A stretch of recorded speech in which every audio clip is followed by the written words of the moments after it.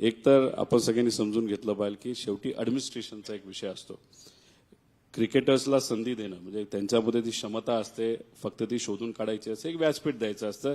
ते महाराष्ट्र क्रिकेट असोसिएशनच्या माध्यमातून आम्ही देतो. पण ती असोसिएशन चालवत असताना ॲडमिनिस्ट्रेटिव्ह पद्धतीने सुद्धा काही गोष्टी बघाव्या लागतात. जसं महाराष्ट्र प्रीमियर लीग जी 7 वर्षापूर्वी लीग सुरू झाली होती, ती बंद झाली होती, ती परत एकदा आपण सुरू केली.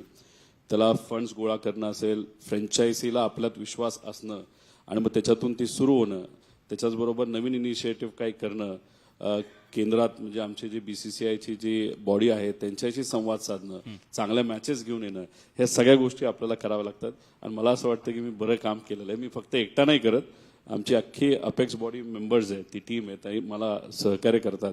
आणि या भागातलं सगळ्यात मोठं आणि इंटरनॅशनल स्टेडियम हे आपल्या पुण्यामध्ये आहे आणि तिथे अनेक इंटरनॅशनल मॅचेस होतात. IPLच्या पूर्वी मॅचेस त्या ठिकाणी होत होत्या आणि आता आपण MPL तिथं घेतो.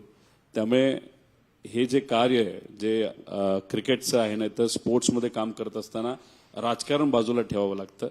तिथे फक्त खेळाडू आणि त्याला आपल्याला कसं पुढे आणता येईल याचाच विचार आपल्याला करावा लागतो आणि ते बऱ्यापैकी चांगल्या पद्धतीने आम्ही